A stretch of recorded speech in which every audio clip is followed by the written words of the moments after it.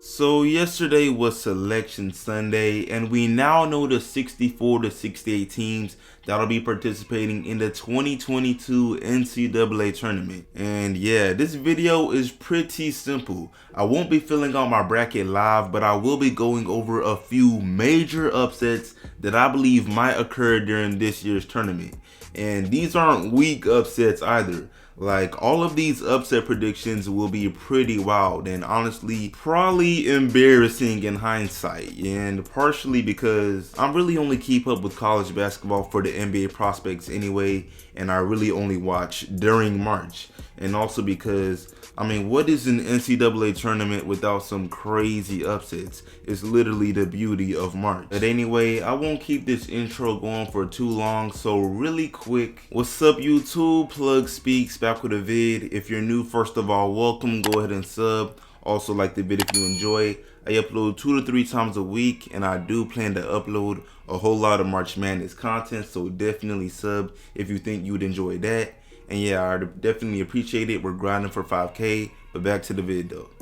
Alright, so the first upset we've got is Davidson over Duke in the second round / round of 32. Yes, the same Duke that just nearly won the ACC championship, the same Duke led by Paolo Banchero that might just be the first pick in this upcoming NBA draft, easily a top 3 pick lock. I believe that same Duke will lose in the second round to Davidson. And this is because Davidson is a pretty big sleeper team. Notice I got them getting past Michigan State to even get to the second round.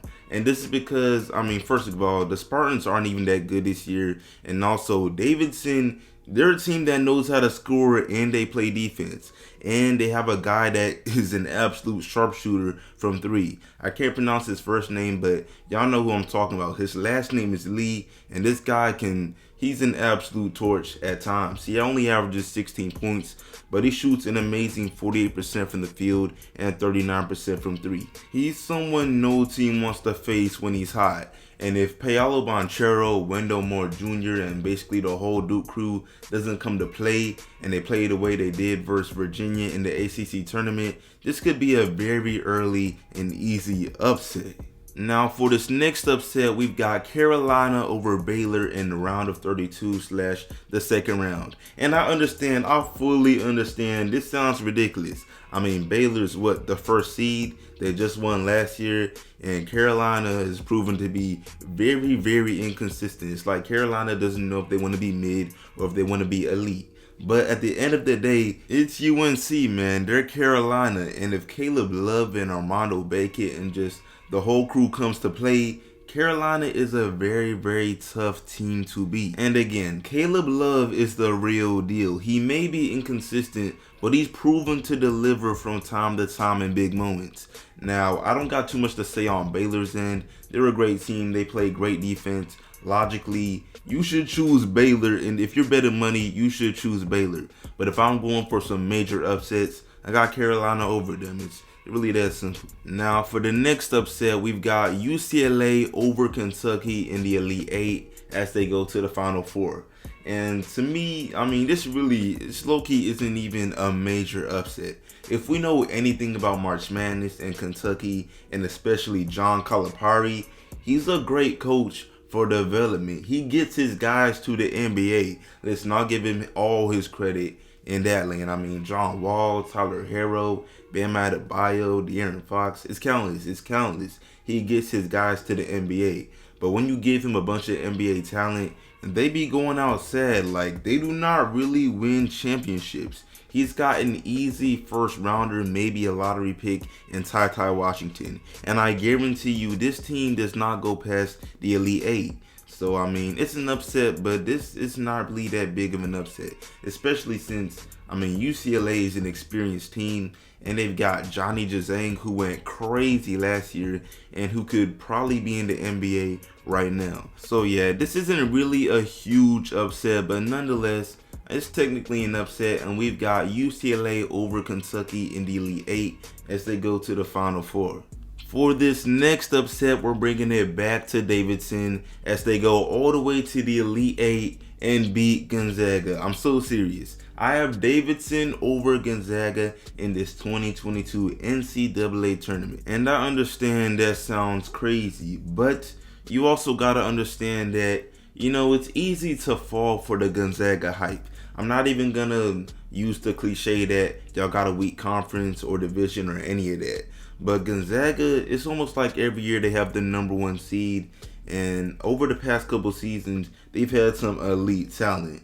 I mean, Drew Timme, he hasn't made the NBA yet, but he's NBA bound. They had Jalen Suggs just last year, and now they've got Chet Holmgren, who's a top 3 pick lock and might just be the first pick.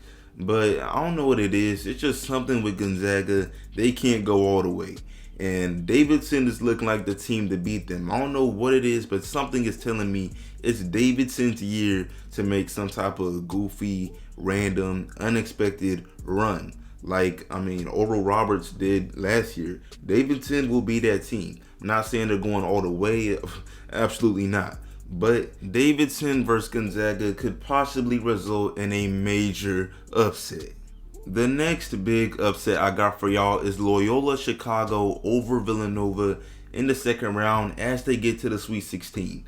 And I'll be honest, my justification and logic behind this is simply Sister Jean. Everyone who has watched any type of March Madness over the past couple years knows about Sister Jean. This elderly woman is literally 102 years old, running strong and still attending games as if she's a college student. There is no better luck than this. I understand Villanova is arguably a blue blood and that they have a great program. They're the second seed. They're a great team, but you can't beat Sister Jean.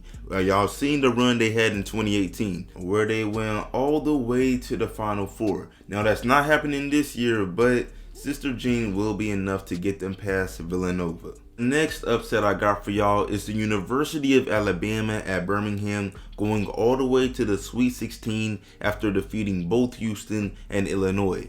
And I must admit, I'm pretty proud. This is one of my most logical predictions in pretty much the whole video. You see, this school may not be a team that consistently makes the tournament. They may not be a team you recognize by name, and they may not be a team that produces a lot of NBA players. But this team plays, this year, this team has played some great defense and they score a lot of points. They average 80 points and they hold their opponents to 66 points per game. That's really all I need to see to know a team has at least the potential to upset some brackets, make some people lose money, make some people win money. Just depends on which side you choose, but this should be a major upset. But anyway, for the final prediction of this video, it's not even really an upset. I'm just gonna predict who I believe will win the NCAA tournament when it's all said and done. And without a shadow of a doubt, I got the Tennessee Vols. See, not only is this team fresh off winning a championship in one of the college's toughest conferences, the SEC, they're also led by someone that should be a top 10 pick in this upcoming draft, a point guard whose game I love, Kennedy Chandler. Now, he doesn't average a whole lot of points, but he's very efficient, and if you know anything about basketball, your point guard can make or break your team, especially when it's college basketball. Some players let that playoff atmosphere speed them up, and other players are like pros and play at their own pace. That man Chandler is more like that second, and personally, I just won't be surprised if he delivers and leads his team to the title. But anyway, that's about it for this video. I definitely appreciate y'all watching.